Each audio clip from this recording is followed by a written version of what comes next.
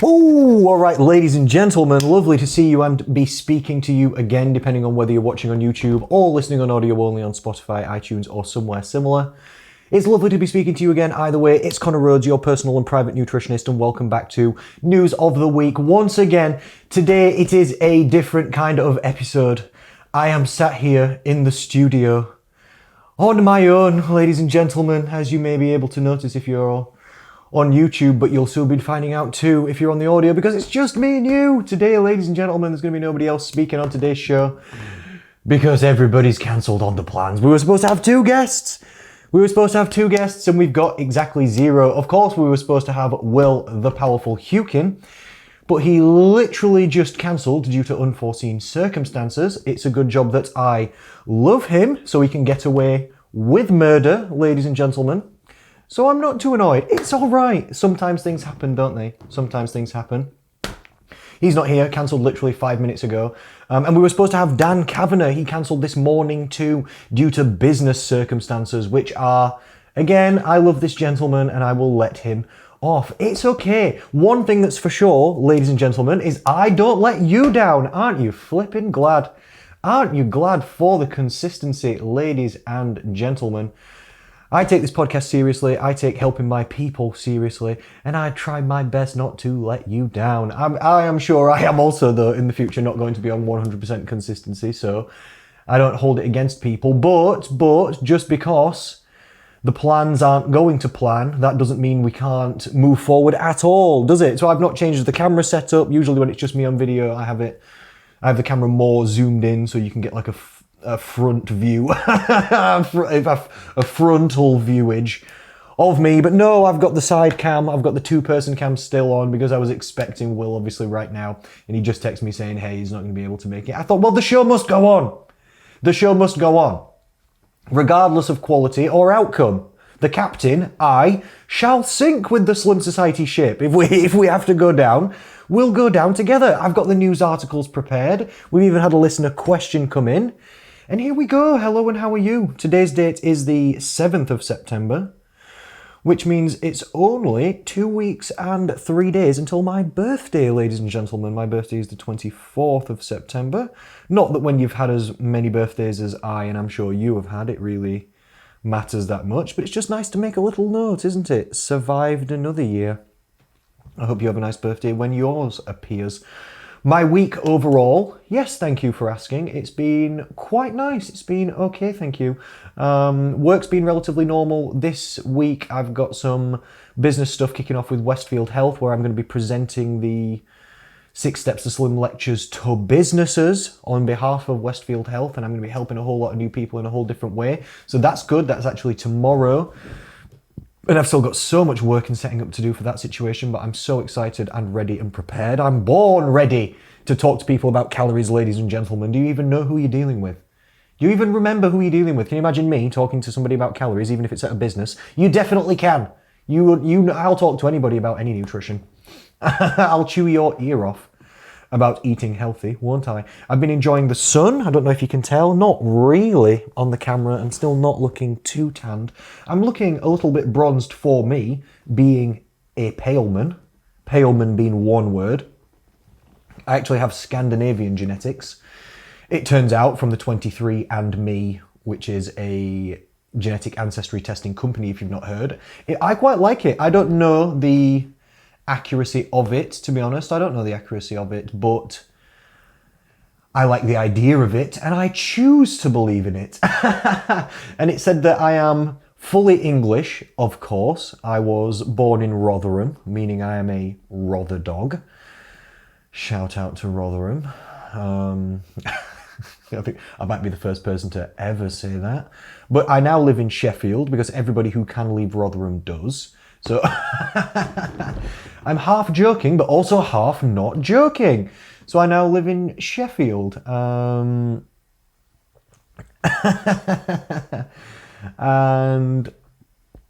that makes me, of course, fully English. Most of my family are from Barnsley. That's not a Barnsley accent. I don't know what I just tried to do there. Barnsley. Most of my family are from Barnsley. So we are South Yorkshites. So no, that doesn't sound right, does it? If you're from South Yorkshire, what are you? South Yorkshireite or South Yorkshire that does not sound correct, does it? You can't be a South Yorkshirer, can you? Are you a Yorkie? No. A South Yorkie? No. I've never heard any of these terms. So what are we? Like, some people are Brummies and some people are Scousers. Some people are Londoners. Does that just make me a South Yorkshireer? It's a good question, but my family are from South Yorkshire. It said that my family have been in England or Britain since approximately 1900, and then before that it said for a short time French/German, and then for all time before that fully Scandinavian from the 1800s before. So it seems like my ancestors were largely Scandinavian in some format up until the 1800s, and then some of those people decided to move to the France/Germany area, and then made their way in 1900-ish from France/Germany to the Greater Britain here. And now here I am with you, ladies and gentlemen. So that makes me have almost the palest of all the genetics, but I still do like to enjoy the sun. The summer this year has not been the most fantastic, has it? Last year was amazing, even though it was locked down. I remember being outside and enjoying the sun a lot and getting a nice little tan on. And the year before that, I remember that being great. Now I live in an apartment without a garden, which is a downside, but I used to live in a house. The apartment I live in now is much nicer than the house I used to live in, so I much prefer it and I'm much happier. But I chose... Well, I didn't choose, but I liked all the other features of this apartment so much that I chose to accept not having a garden as a downside that was worth it. But the year before I did have a garden and a hammock, and oh, it was nice. Oh, it was nice. And it was a really nice summer then. I remember spending a lot of days sat in the garden and barbecuing and hammocking and enjoying the weather. And I've been doing that again this week. Apart from that, I've been looking after my 6 Steps to Slim members. I do video personal training with not too many clients. I enjoy it. I do a little bit of that on the side. So I have a couple of video personal training clients per day where I coach people via video through their exercises at home. Usually they have some basic exercise equipment. Usually it's beginners who are just getting into exercise, and I coach and help them through it, and I really enjoy that. So I've been doing a little bit of that. I've been seeing friends. I've been doing my exercises like a good boy. I've been eating healthy, except for the fact that yesterday I did make an absolutely phenomenal cookie dough. The recipe was from Joshua Wiseman on YouTube, which if you're ever looking to make fantastic recipes, mostly, I'm not going to lie, of the indulgent variety, and I'm not talking only junk food, but like breads, pastas, pizzas, definitely different desserts and stuff like this. This guy, Joshua Wiseman, W-E-I-S-S something, A-N, I assume, something. Google it, it comes up easy. He's very famous, millions of followers. You might have even heard of this guy. Videos decent, recipes phenomenal. The guy also seems lovely. I like the recipes. I made his... Let me just Google what it is, just so I can get the name correct. I shouldn't get the name. I shouldn't be talking about this at all to you, should I? Somebody who's trying to eat healthy. But I'm just honest with you. I just tell you what I'm up to. W-E-I-S-S-M-A-N. Yes, I've spelled it correctly. It's Levain Cookies. Apparently this is famous in America. L-E-V-A-I-N.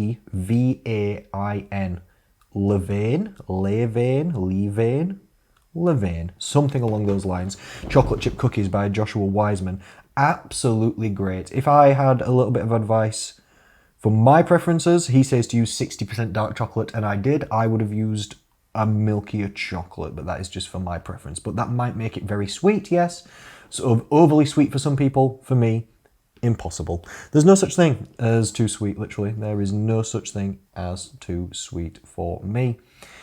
I made those cookies for myself and a very dear friend of mine. Luckily, I made 4 of them because 2 I ruined by... This is another tip. If you make these cookies, you need to leave them on the tray for a few minutes to cool slightly, then put them on the cooling rack like he says for a few minutes. I moved them from the tray to the cooling rack too fast. And then the bottoms, which are supposed to not be very well done, to keep they're melt in the middle sort of cookies. So it's supposed to be not super well done on the bottom. It does crisp up slightly when you let it cool though. 2 of them, the flipping bottoms fell through the cooling rack, and I thought, oh my god, that's embarrassing. But luckily I made 4, even though we only wanted 2, because I planned backups just in case of eventualities such as this. So that turned out lucky. That turned out good. So my week's been good overall. Anything else? What about you? Leave me on comments, leave me on questions. We've actually got a question coming from a listener today, and I really appreciate it because people do listen to this podcast and people do like it. We are slowly just gaining followers, so please, if you do like this show, please give it a little like, leave on a comment wherever you are, or share it with some friends or something, because there's just no other way that any people really ever find out about it. I enjoy doing it, people enjoy it, we do get some feedback, but not much. But we're a new show, so I'm just hoping for a little bit more if possible, so leave me on some comments, leave me on some feedback if you can, thank you.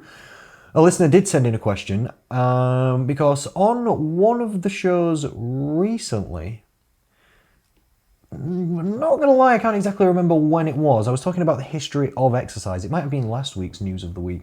I'm talking about the history of exercise. It just came up at random. Oh, I believe it was, because I believe I was talking to Will about the Greeks, and we were talking about how gymnasium, gym, is a Greek word, and the Greeks seemingly invented exercise. Or they say they invented exercise, but... One second, I'm just going to take a little drink. I've been in the sun for 2 or 3 hours before this, so sorry, I'm feeling quite... And I just jumped in the shower as well before coming on this show, after being in the sun and getting a little bit too warm, so I'm feeling quite dehydrated. You actually sweat more than maybe most people would expect when you're in the shower.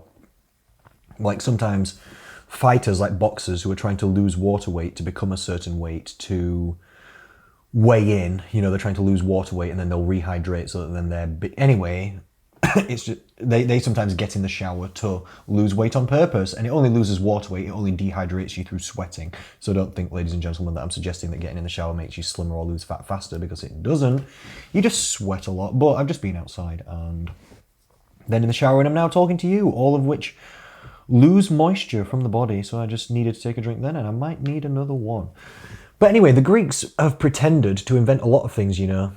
Do you remember from school? Do you remember Pythagoras' theorem? You remember that? Something about triangles, I believe. Let me just Google it and check I'm getting that right, because I'm not a flipping mathematician. Pythagoras' theorem, here we go. In mathematics, the Pythagorean theorem, or Pythagoras' theorem, is a fundamental relation in Euclidean geometry among the 3 sides of a right triangle. There we go. I knew it. Something about working out the sides of a triangle. Okay then. This thing, not invented by Pythagoras. Not invented by Pythagoras. I don't even think he said he invented it. I think the name's just been attributed to him afterwards, and nobody knows why. The Greeks pretended to invent a lot of things. They got a lot of the stuff that they talk, or other people have then found, I don't know, attributed it to the Greeks after, I'm not sure. But they got a lot of their information from the ancient Egyptians, you know, who were slightly before them. The Greeks used to travel to ancient Egypt and talk to, I don't know what you call an ancient Egyptian scholar. I don't know what they would have been. Magical, mystical men. And they had this giant library called the Library of Alexandria there, a little bit later on, where they tried to collect all the knowledge of the world, and there was, I forget, but some inordinately large amount of scrolls kept there until the entire thing burned down and all the information was lost to history. But the first evidence of exercise we do have does seem to come from the Greeks, where they did have gyms and they would exercise in the nude, of all things. Most people think for social equality. I don't know. I don't know what their society was like, to be honest. But they appreciated the human physique and definitely had some kind of fascination with the naked body, didn't they? And so did the Romans later on, after they got into it a little bit more. Always with the naked statues or the half-naked statues and phalluses, or sorry, to be crude. But it's just true, isn't it? Like, have you been to Greece? Maybe some listeners will have. You been to Greece on holiday? When you go into the classical Greek shops, like where you buy the ornaments and the pottery, there's just penises in place all the time, isn't there? All the time, isn't there? I don't know why. It's not for me, personally. It's not to my preference. It's definitely to some people's preference, isn't it? Not to mine. I don't know what the ancient Greeks were thinking in that area particularly, but They definitely exercised. The Romans seemingly exercised. A listener asked me then, what happened after that? And I thought, oh, good question. What did happen after that? Good question. To be honest, it wasn't something that I'd ever really thought about too much. I do love history, and I love people and the history of people. I like exercise. I'm not doing it personally, but I am a fan overall and a professional in that area. So the history of exercise, yeah, okay, I do find this quite interesting. So the Greeks were exercising, the Romans were exercising. What happened after that?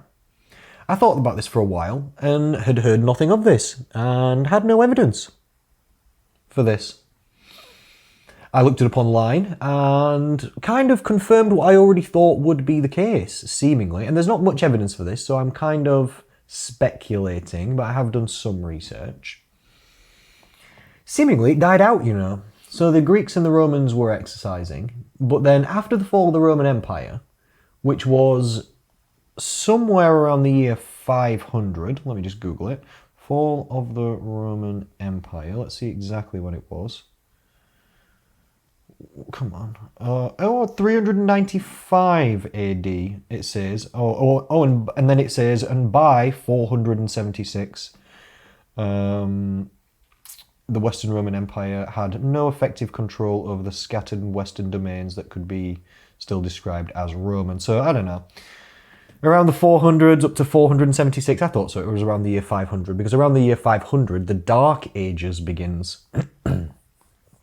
Which is now wrongly attributed terminology, you know, because it's called the Dark Ages, not because it was dark.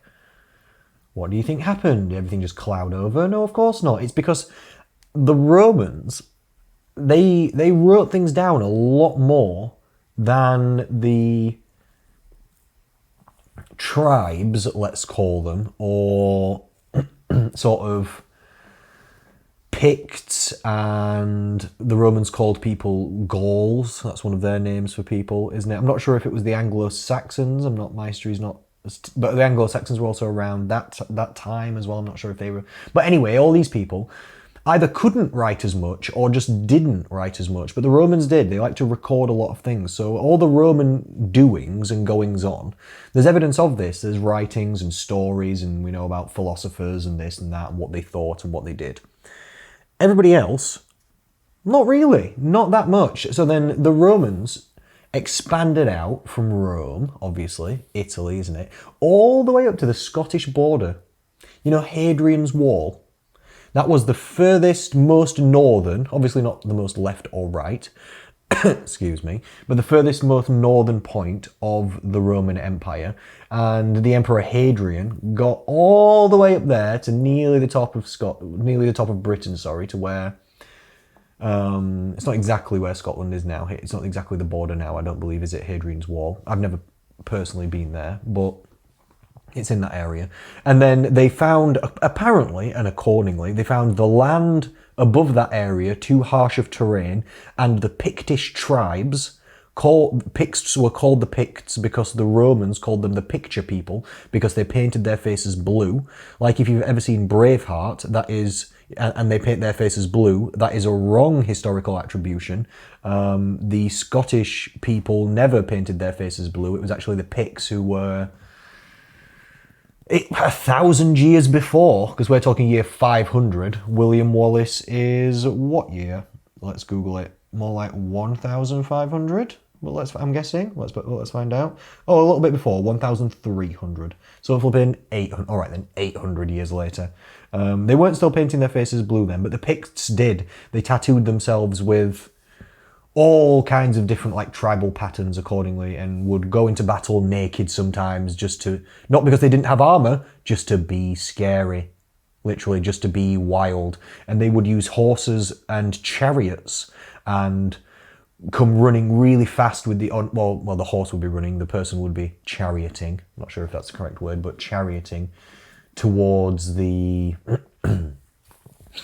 towards the Roman army, and then they would go really fast in a line all together, all these chariots with horses. And apparently, you know, in the past back then, this is something I never really thought of, but I guess it kind of makes sense. Apparently horses back then were a lot smaller. They were like ponies. But even people back then were a lot smaller because they had less food and not as good nutrition and not as good science and things. So apparently the horses and the people were smaller. I just think that adds a little bit of, I don't know, feel to the scenario. I don't know, imagine all these they're not mini, but half-size horses and not tallish people. It's like some Lord of the Rings kind of battles were going on back then, but it was actually real. They would charge towards the Roman army on these chariots and then turn. They don't run into them. Like if you've ever watched movies where there's a battle and then a line of horses charges at another army and the horses jump into the army. In real life, that never happened because horses are actual living beings that have consciousness, and like in the film Braveheart, they have really long spiky sticks, don't they, and they hold them up, and then I think it must be the English, they charge forward on horses, and then the Scottish people pull the sticks up, and then the horses jump into the sticks, and it's a big battle, and that's how the war begins. In real life, that never happens because horses just don't run into walls or people with swords and holding spikes or screaming walls of people or big wooden spikes. They automatically turn or stop. So the big spikes, or the big wooden spikes, can't exactly remember what they're called. Long floor spears, we'll call them. You can see how actually in-depth my history knowledge is here, can't you? The long floor spears were a real thing, but what they actually did was stop the cavalry charges, not spike the cavalry charge while the horses jumped into it. So the horses, regardless, anyway, gets to get back to the story.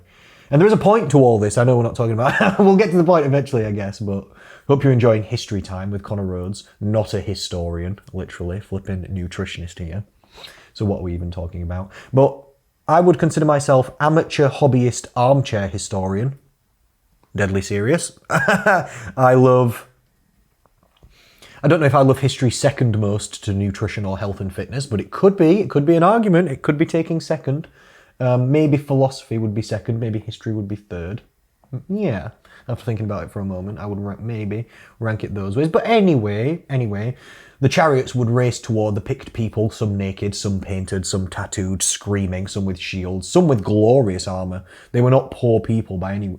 They were seen by the Romans as savages. However, they are also biased, and we don't have any Pictish writings or real history at all, really. It's only real vague, sketchy information, and a lot of it comes from the Romans who wrote about them, obviously biased against them and not understanding their culture or thoughts or feelings or anything like that at all, were they? But they were not poor, and some of them had excellent, glorious, wild armour, and they kind of had wings on their helmets and stuff like this sometimes, and all kinds of cool stuff going on. The horses would then turn at the last moment to the left or right, and all the big line of horses and chariots would swing left past the big line of Roman soldiers. And as they did this, they would throw spears very fast and aggressively and hard. Hi-ya! Throw these spears, so they charge towards, charge, and then turn to the left. And then as they turn to the left, javelin, hi-ya! And they would javelin the Roman army. And apparently it was very effective and scary, and the Romans did not like this at all. They liked none of this. And the Roman soldiers found this very scary, and they found the Picts and their gods and culture and everything very scary and didn't like it. So instead of trying to just kill them and take over all this crazy land and crazy people, they just built a giant wall. They thought, we'll just build Hadrian's. Emperor Hadrian literally said, build my wall. I don't know if he called it Hadrian's Wall. He might have done. Maybe we just call it that. Maybe they just called it the wall. I don't know what they called it. Something in Latin, would it have been that they spoke? Let's Google it. What language did the Yes, it knows what I want. What did the Romans speak? Latin! Yes, here we go. Look at me, I do know something. I'm not sure what they called it, but they just built Hadrian's Wall. So the story was going about Romans taking over the world. They expand out from Rome. They get all the way up to Scotland, basically. They build a giant wall. They decide, screw that bit's too intense. And then the Romans and their soldiers do settle in Britain for a long time, and the Roman people and the not British or English people, but the people that were here back then. Britain or England weren't places then, but the people that were here then, you could class them as English now in our terms because they were on this island, but They weren't called English, if you understand. I'm not entirely, I can't exactly remember what they were called. Those people and the Rome, it might have been the Anglo-Saxons, but those people and the Romans, they kind of became one, and everybody settled down, and the Romans built loads of villas, and we became very Romanized, and all the cultures sort of ingrained, and it was really good, and things were prospering and going well, and people seemed to like it, or at least the Romans seemed to like it. Because again, they're the only people that we have really got writings and opinions and real history from, I guess. Opinions and real history from. Eventually, anyway, the Roman Empire falls, and Britain is the furthest northern sort of outpost for them, and they retract all the soldiers and all the people, and everybody just leaves, literally, in apparently year 476 or something around there, just around 500. The Romans just leave, and after that it becomes the Dark Ages. And it was called the Dark Ages because everybody who could write left. You know, so there wasn't really much evidence for anything that really happened for probably, I don't know, probably about 500 years. And still the Normans started coming over, and Vikings and stuff started happening slightly earlier than that. There's evidence of those things a bit, kind of getting more and more from that point. But for a couple of hundred years, there wasn't really any evidence. So people thought that nothing really happened, or that everyone died, or that everything just went away, or that the country just fell into ruin or something. And this turned out to not be true. It turned out not to be true whatsoever. Sorry, I seem to have a little bit of a dry cough while I'm just talking to you today, so I apologise for that. But it turned out not to be true. Now archaeology is a lot better, and they've found so many amazing houses and burials and treasures and stuff from these specific quote-unquote Dark Age times that they know that the world carried on and things continued to flourish. It took them a while to get back to learning how to write things down again, it seemed, or to invent or change language, or and books and stuff and scrolls and whatever people used to write on back then, papyrus, whatever it was. These things don't survive well across like 1,000 years, do they? Only things carved in stone do. And what do we really carve in stone? We don't really carve much in stone. They didn't really carve much in stone either. So most things get lost. But in the Middle Ages, and when the Romans leave, things do become different. The Romans and the Greeks had an affluent culture, a culture that was relatively stable. People had free time. People had specified jobs. They had scientists and philosophers and bankers and gamblers and hairdressers and cooks and cleaners and politicians and a government and, you know, kind of stuff like we've got now. It's kind of not that dissimilar of a society.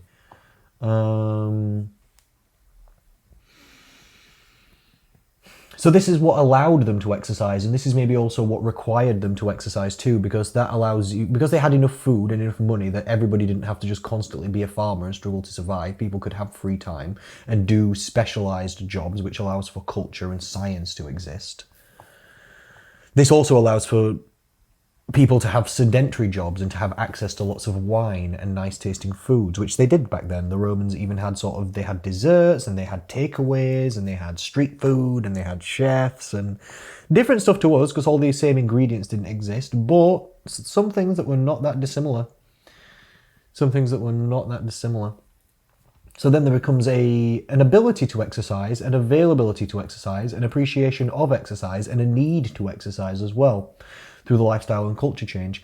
After the Romans leave and the quote-unquote Dark Ages begins, and then if you can imagine after that it kind of goes to the Viking Age, they're around the years like 800 to 1000. Then after that it kind of goes to like the Middle Ages for quite a long time, like from probably like 1000, this is not the actual technical terms of the Middle Ages, but from like the years 1066, isn't it, the flipping Normans, they're Vikings anyway, the Normans, if you look at it. The flipping Anglo-Saxons are Vikings anyway, because the Angles and Saxons who made them are Scandinavian Viking tribes. The Normans were Vikings who mixed with the French and then became the quote-unquote Normans. And then, so the Anglo-Saxons are in Britain, and then the Normans come over and take over in 1066. So the Anglo-Saxons are Vikings anyway, and the Normans are also Vikings anyway. So everybody's Vikings anyway. And if you want to just, I mean, I don't know if you know this, but if you want to understand some absolutely crazy British history, this to me is unbelievable. You know, the Normans come over, it's William the Conqueror, isn't it, in flipping 1066. Battle of Hastings, was it, and all that business. Do you know the Queen that we've got now? Still the same family. What, sorry? William the Conqueror came over in 1066, took over, won a battle. Still, his family own the country. It's been nearly 1,000 years. I'm deadly serious. Look it up. William the Conqueror, 1066, unbroken line of rule and conquer. Nobody came and took over Britain ever again. It's been nearly 1,000 years. The Queen and the Windsors, quote unquote, our royal family now, are literally the same family of William the Conqueror of 1060. That's just wild. It's just crazy talk to me. I mean, it's real and it makes sense. Somebody's got to be in charge. But they've been in charge for 1,000 years. But after, anyway, William the Conqueror comes over, and it's like people with swords, and it's knights and stuff. That goes on way past the year 1,500, probably until more like 1,700 or 800, that goes on. You know, people with swords, and there's peasants and farmers and blacksmiths. And if you've ever seen A Knight's Tale, one of my favourite films, why do I always blank on film and actor names when we're on podcasts like this? It's Heath Ledger, isn't it? I've not Googled it. I've remembered. I was trying to think, who's the beautiful gentleman? The late, great and amazing Heath Ledger, wasn't it, in A Knight's Tale? It kind of goes to those times.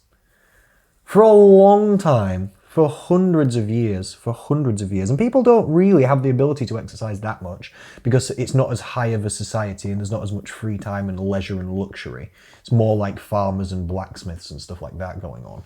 People having active jobs and less food and not really needing to exercise and not really wanting to exercise or really having the time or freedom necessarily to do that kind of thing. So exercise kind of died out until probably the Industrial Revolution or something like that. I don't actually know. Definitely in the early 1900s people were exercising. Before that, I'm not entirely sure.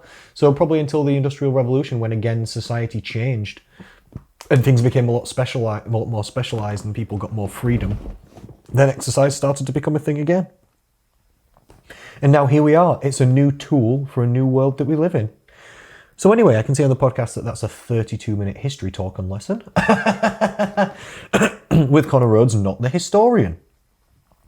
But thank you for that listener question. What happened to exercise after the Greeks? I hope you enjoyed that. Let me know.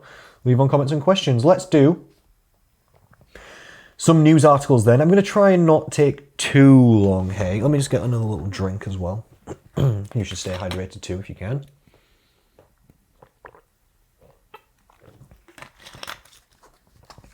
All right then, and if you want to know what I'm drinking, if you can see on camera, it's called Get More Vits.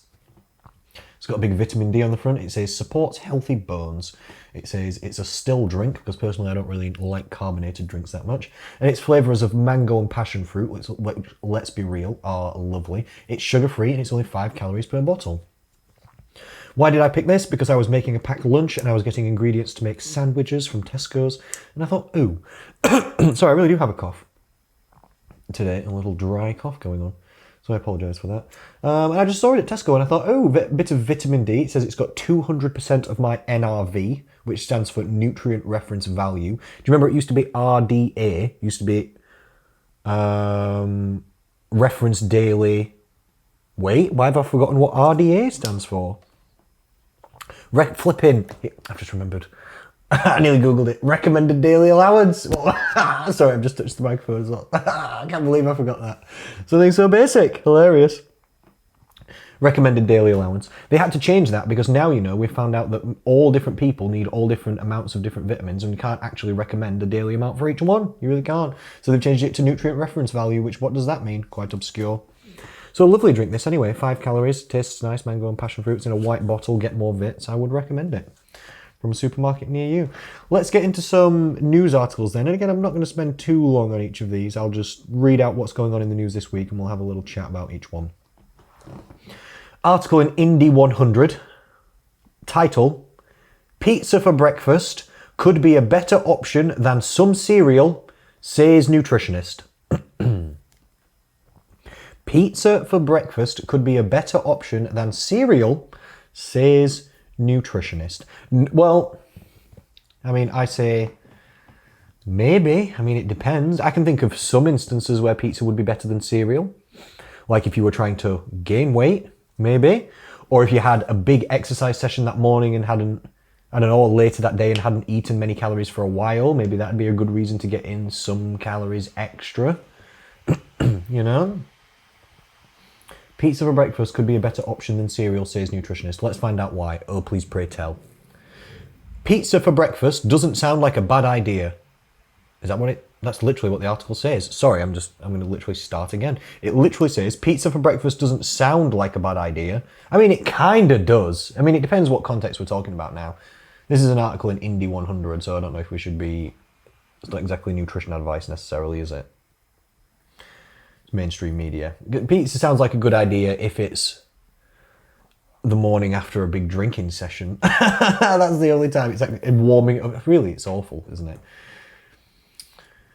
Next morning, dry takeaway pizza. You know, if you microwave takeaway pizza though, do you know what you should do? You should only put it on for 20 to 30 seconds and you should put it upside down on the plate. Believe me, I found that out being a student. If you put it the correct way up on the plate, the bottom will end up soggy and the top will end up cold.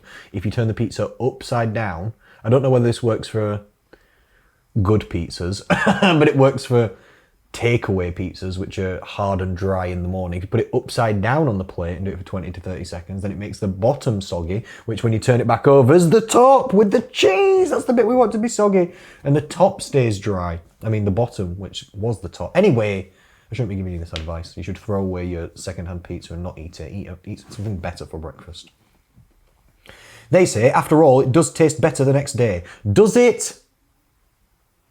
Answer me that question, does it? Some things taste better the next day. You could have said chili, I would have gone with you. You couldn't say lasagna, I might go with you. What else? Spag bol. Stew, perhaps. Yes, maybe sometimes.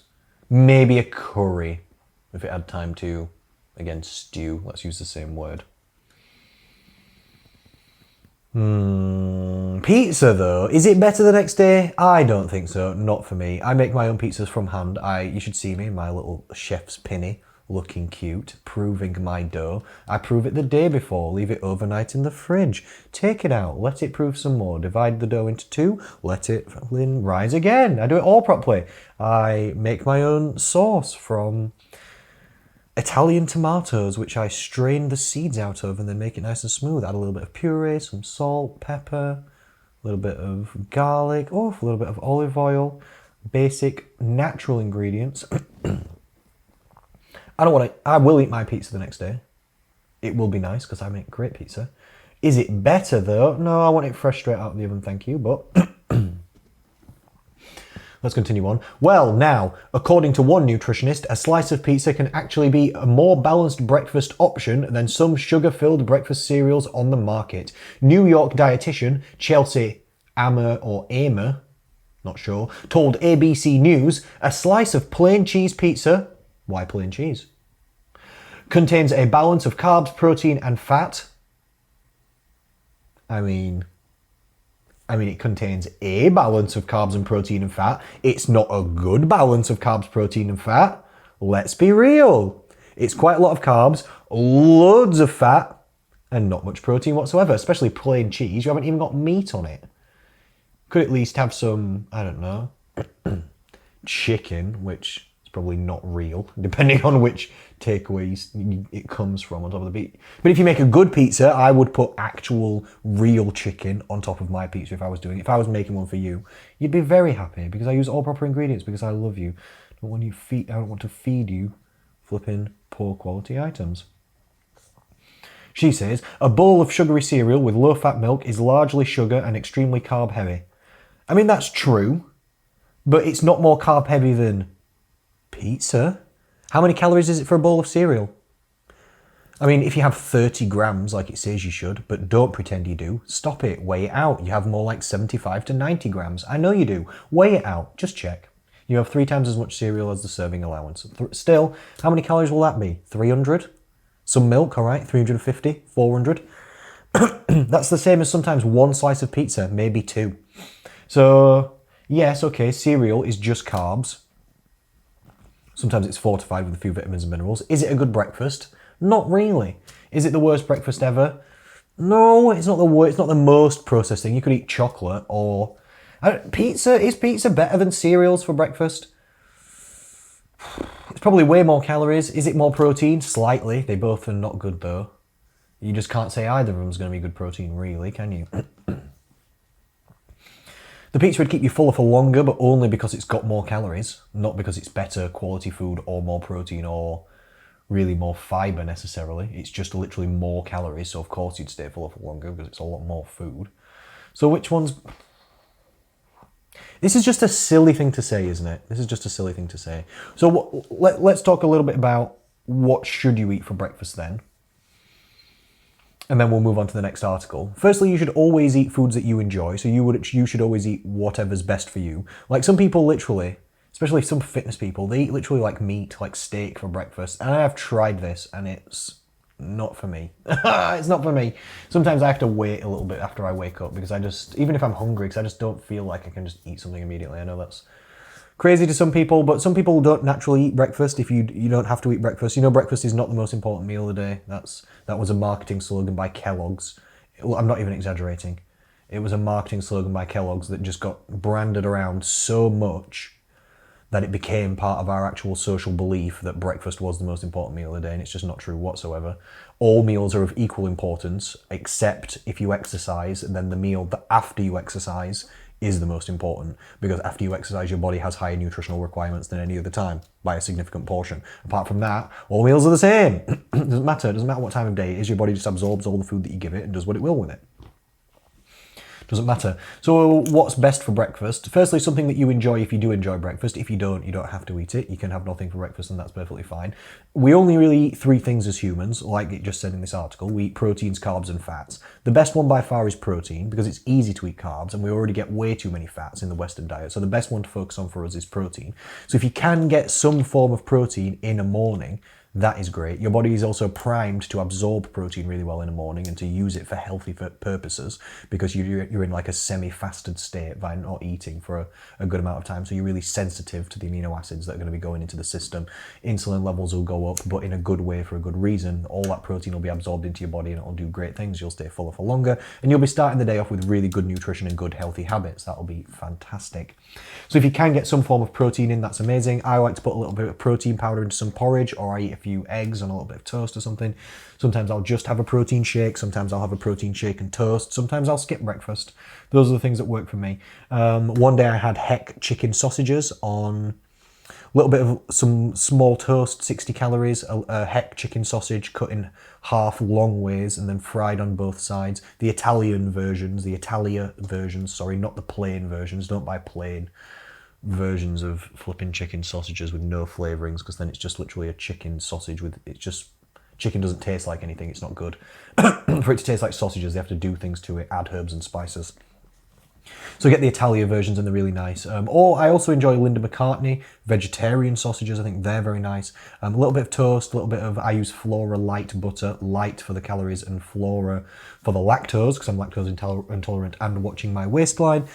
Get a little sausage on there of some variety cut in half, of an egg on top, a little poached or a little fried egg using not much oil and fry light on top. Sometimes I do sunny side up or something, and a little bit of ketchup, that's my preference. And oh baby, maybe that's too many calories for you, but that's flipping phenomenal for me. I had that last week as a little treat, but a nice little healthy treat. So anyway, let's move on from this talk of pizza or cereals for breakfast. If you're starting with pizza for breakfast, it's downhill from there. You've started off the day, your first choice of the day is junk food. Most food choices probably from then are not going to go well. It's going to be hard to go back to eating healthy, like having, I'll have some salad for lunch. Will you when you had pizza for breakfast? Probably not. You've already started off in the wrong direction, haven't you? And should we be having cereals for breakfast? You can if you want. There's nothing inherently bad about cereals. Just Try and get some protein in there, and I wouldn't recommend you buy protein cereals specifically. If you do want to add protein to your cereals, get protein powder, mix it with milk in the shaker, then pour that, so that it's already mixed in. Either vanilla or chocolate flavor is probably best if you're putting it on cereals. Mix it in a shaker with the milk, and then pour the protein shake already mixed up with the milk and the powder mixed together. Then pour that into the cereal after, so that it's at least mixed properly. And you're at least getting a good quality source of protein in a good amount there.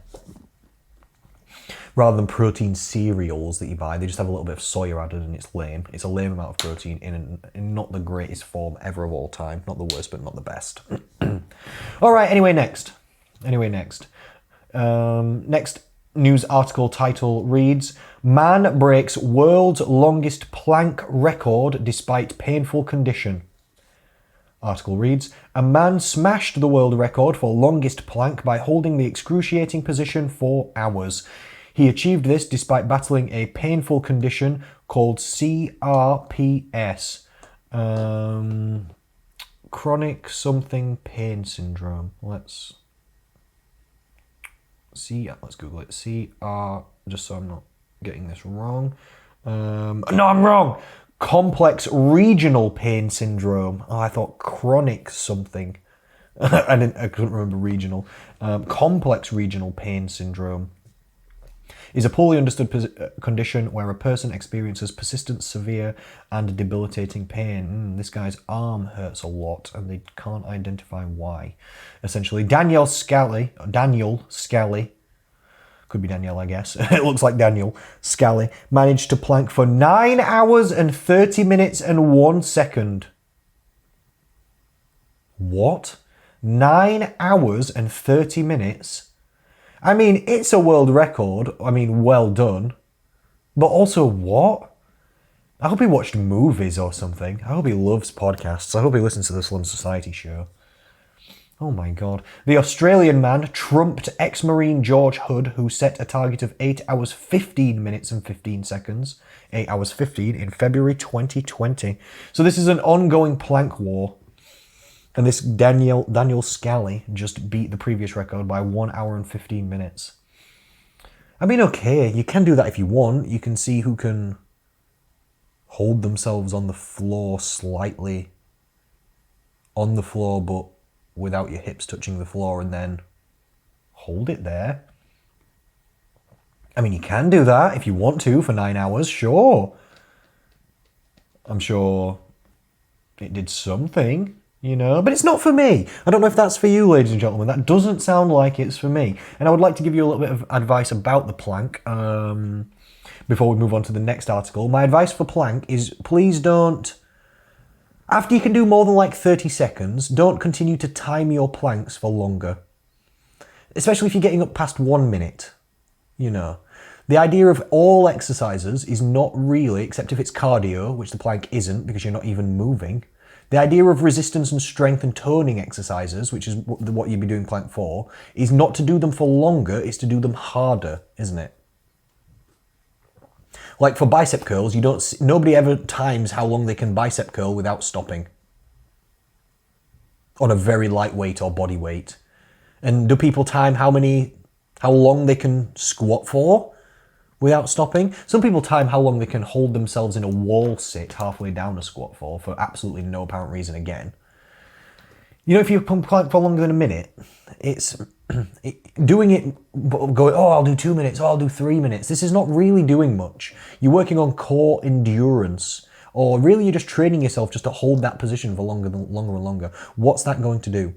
Really, if you can plank for longer than a minute, you need to start making the plank harder. You need to go up off of your elbows into the full press-up position and start doing a full plank rather than a half plank. Because when people think plank, they think, on the floor on your elbows. Yes, but that's technically a half plank. The full plank is a little bit better because it works your shoulders and your full arms more. You go up into the full press-up position, so you've got arms straight in the plank position. Like you're about to start doing press-ups, except you don't move. Then after that, when that becomes too easy and you can do that for a minute, then you need to start go into that position and then start walking your feet backwards away from your hands to lengthen the distance between between your hands and your feet. This is making your core like a bridge, and if you imagine you're extending the two sides of the bridge, the legs on one side and the legs from the other side, your hands and feet in the example, further away from each other, this puts more and more tension on the center of the bridge and makes it harder. So you don't want to just plank for longer and longer. This is not really doing anything. After you can get to a minute, or really past 30 seconds in my opinion, I would start making it harder, not longer. I would start moving your feet back and increasing the amount of tension and difficulty that it takes to hold the position so that you're actually still building strength and not just training to plank for a long time, which doesn't really achieve anything. Unless you're Daniel Scally, then you'll get a world record, which is something. Isn't it? Someone's got to plank for the longest, I guess. I'm glad it's you, Daniel Scally. I'm glad you're a real person doing these things for us so that we don't have to. And then after you can do the extended plank sort of thing, and that gets too easy, you need to do the ab roller. Do you remember that? Ab roller. It used to be like QVC home training equipment that you'd buy it off like the TV adverts. Ooh, the ab roller for training your core at home. And you kneel down and then you roll it out in front of you and then roll it back. You know, if you actually do that properly, it's really freaking hard. Like plank is level 5 core training, let's say. The ab roller is level 1000. I'm not even kidding. It's like you're on level 5. You do levels 1, 2, 3, 4, 5, and then when you can hold yourself on the floor, you do a plank. It's for beginners, planks. Ab roller is not for beginners. It's not for beginners. You need extremely strong back muscles. You need extremely strong lats. You need extremely strong triceps. You need strong wrists. You need strong lower back. You need strong core. You need extremely strong lower back and lat muscles. It's crazy. It's so hard. But the ab roller comes after the extended plank. If you can do more than 20 ab rollers in a row, your core's flipping amazing. After that, start doing the ab roller from your feet. Anyway, let's move on. Article in the Daily Mail, famous this week. Cardio and fasting won't make you lose weight. All right, well, that's not true, is it? And the article continues. Why you should never drink a coffee after your workout. Celebrity fitness guru reveals the key to losing fat. I'm not going to read this article because that is just an absolute load of crap, isn't it? Cardio and fasting won't make you lose weight, it says. What are you talking about? What are you talking about? I mean, cardio is not the best way to lose weight. We've been through this 1,000 times. But it's your second most effective tool for fat loss. You've only got 2 tools. We're going to disregard one of them straight away. We've only got 2. There's eat less or move more. There's diet or exercise. That's it. Is cardio or exercise the best thing to lose weight? No.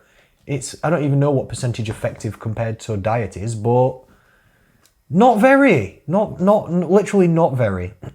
And it says fasting won't help you lose weight. Fasting is one of the most effective forms for long-term, short-term, quick results, safe results, healthy results. Fasting's good. Intermittent fasting is one of the most popular and successful diets that exists. So stop talking, please, whoever wrote this article. And why you should never drink a coffee after your workout. Shut up. It's a tiny little bit of caffeine. What's it going to do? What are you going to talk... I've not even got the link to the article because I just don't care about just this... I'm not going to swear, sorry, but it's just bullshit and minutiae. What could you really say? Please, convince me. What is in coffee? Argue with me, I dare you. What is in coffee that's going to stop my positive exercise adaptations after exercise if I drink a bit of coffee? What is in coffee? Is it the water? Because that's helpful hydration. So it's not the water. Is it the antioxidants? Shut your mouth. Why would it possibly be the tiny bit of antioxidants? Stop it. It's not going to attenuate my exercise performance, is it? Is it the caffeine? Oh, what's that going to do? Is it going to stimulate my central nervous system or release a tiny bit of adrenaline? Stop it. It's a coffee. You think I can't deal with it? Do you know who you're dealing with? You think a coffee is going to slow or stop me? Come on, I'm using it to speed myself up, dear. Anyway, sorry, don't be ridiculous. Cardio's good. It's good for your health. It helps you lose weight. It reduces appetite for some people. It helps you with your motivation. It helps you with mood and mindfulness. It helps you with stress levels. It's flipping good. Everybody should do it if they can. Fasting, everybody doesn't have to do it. I don't do it, but I have lots of clients and members that do it, and it is a safe and efficacious method of health and weight management in the short term and the long term. All right, just 2 more then. We've been on 54 minutes, so I'll just try and summarize 2 more, and then I'll have done a nice little hour with you here, and I hope you've enjoyed it. If you've enjoyed this solo news of the week, please let me know. I've enjoyed it, to be honest. It was easier than I expected. Obviously, I do a lot of solo podcasts. I do a lot of solo videos and stuff like this, but I've never done a news of the week solo, but I've enjoyed it. Please let me know what you think, if you think it was worth it, or if you got anything out of it. Okay, so article in Grazia. Article entitled, How Often Should You Exercise to Get in Shape? And again, I'm not going to read out the article. I'm just going to tell you. I'm just going to tell you what the truth is. If you exercise 0, you get 0 results. I know that sounds obvious. Just going to take a drink 1 second. If you exercise never, you get no results, don't you? If you exercise once, you have to times 0 by infinity to get to 1. So if you exercise once per week, you get infinitely better results than 0 times. So even once a week is great. So, you know, if you think you haven't got time, or you can't, I can't do this 3 times per week, you don't have to. If you exercise once for 1 hour, if you trained with me in real life or on video call, I could get you out there in 45 minutes if we do it right, and if you try hard, you can get results, I guarantee. You will build strength, tone, improve fitness, be healthier, 100% definitely, I guarantee. Maybe not forever, but we could get away with once a week to get you to at least you couldn't make progress forever and become like a super powerful world's best athlete on 1 training session a week, of course, but we could get you into a healthy shape. We could make it work it. We could make it worth it. We could do it. We could make it work on just once a week. If you exercise twice a week, and I probably started a little bit too early in this conversation. If you exercise less than once a week, could you get results and make progress? Yes. Is it going to be difficult? It is. For me, I would class once a week as a minimum. And if you think you haven't got time to do once a week, you might be right, but you might also be wrong. Because you can exercise while you do something else for a start. Do you ever phone your family or watch TV? You can exercise while you do that. You can literally go to the gym, take your phone or your iPad. Loads of people do it. Put it on the treadmill. Some treadmills even have TVs built into them. Watch your TV program or something while walking on the treadmill or while doing some cross trainer. I like the cross trainer because you don't bounce up and down. You just smooth. You know, the one that works your arms and your legs. It's like the ski machine. It's great. You get a real sweat on. You get your arms and your legs burning. You can push and pull it. You can do your calves, your bum muscles, your thighs. It does loads. You don't have to, you don't bump up and down. You're not like, it's not like running. It's not blasting your ankles or knees either. You can go faster, slower. You can increase or lower the resistance. It's great. Or do you listen to podcasts or anything like this? Or could you walk to work or walk with your family or walk to the shops? Or, you know that people who exercise, it's shown that they are... What percentage was it? I feel like it was 20 or 25, so I can't be quoted directly, but there was some percentage that exercisers were proven to be more productive overall throughout life than people who didn't exercise. So even if you exercise, it gives you increased energy levels, increased focus, increased self-worth and self-being, self-worth and well-being, sorry, it's self-being, self-worth and well-being. Increased feelings of health, increased motivation, increased gusto and get-go, literally.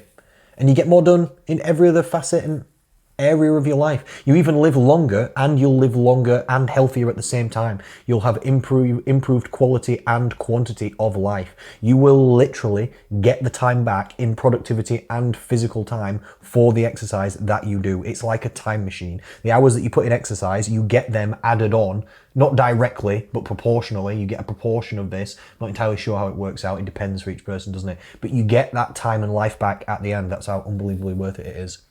If you exercise twice a week, then you probably get maybe even double results. Maybe not quite double, but a lot more results than exercising once a week. It might even be double in a lot of instances. If you exercise 3 times per week, you don't get double again. But exercising 3 times per week is 50% more exercise than twice a week. Do you get 50% more results? You might do. I don't know. It depends how hard you work on each session. Depends how many skills versus strength versus muscle building are involved in the activities and the goals, because these all have different abilities to be improved. But 1 is flipping amazing. And if you can just do 1 a week, you'll make an unbelievable difference to your life. If you can do 2 a week, I've had so many clients who only trained with me once a week and they didn't do any other exercise apart from that, and they got great results. Their knees stopped hurting, their lower back stopped hurting, their mobility and movement gets better, it helps their weight loss, it helps their motivation, they tone up a little bit and they feel better. I've had so many clients train with me twice a week, so many. That's probably the most common when I was a full-time personal trainer. People would come see me twice a week. Some people would do an extra session on their own. Sometimes they would do it some weeks, sometimes they wouldn't. A lot of people just wouldn't. Twice a week though, great. You can get fantastic results. And then if you want to come 3 times a week, good, yeah, you'll get a little bit better results. Any more than that though, not really. Not really. If you want to exercise more than 3 times per week, you would be better off doing variations of different exercises. In most instances, to be honest, unless you're an ultra specialist for some reason. But even a lot of pro athletes, any form of exercise really more than 3 times per week, you'd be better off doing something else. Like if you're weightlifting more than 3 times per week, you can if you want, but you don't have to. You won't necessarily get better results. If you want to exercise more, you can, and it'd be great, but you probably should swim or run or yoga or, do sports or something else that suits you as well so you can get more benefits. More's not more. Not when you're just working on the same thing. So try and exercise once a week if you can, ladies and gents. If you can do twice a week, that's amazing. If you can do 3 times a week, good for you. That's great. More than that, just up to you. What do you think then? What do you think? I was going to do another, because I've got another interesting article, but I'll just save it for next week because we've done an hour. We've done an hour on the show, so I'll just save it for next week. Hey. But I'll keep that one in my notes and I'll see it for next week and then we'll bring it up. So thank you so much. Thank you so much. This has been the 7th of September live. It's been a beautiful day in sunny central Sheffield here for me. This podcast gets uploaded on Thursdays usually, so it's probably the 9th or after of September for you, but I hope you're enjoying your September. We're moving forward into the last quarter of the year now, aren't we? So keep yourself healthy, keep yourself happy. A little bit of an advert from me then. If you're looking for help with your health and happiness or your fat loss, food and fitness, then please send me a message. Or go to slimsociety.co.uk and see who I am and how I can help you. I would love to. We've got over 200 people going through the 6 Steps to Slim program at the minute, and we get amazing results for people. We help people be healthier and happier. My job is to help you find ways of eating better and moving better if possible, that fit your lifestyle and make improvements for you. And I love this. It brings me massive fulfillment. I would be honored and love to help you with this, literally. So send me a message if you want help or support with any of those things, or even if you just want to talk about it. If you've got questions or comments, please leave them on. Thank you so much. We'll be back every week. I'll even be back, even if the other guests don't turn up, ladies and gentlemen. But we've got 2 or 3 people said they might come next week on News of the Week. So we'll see what happens. Thank you so much. I really appreciate your time. I'll speak to you and I'll see you again soon.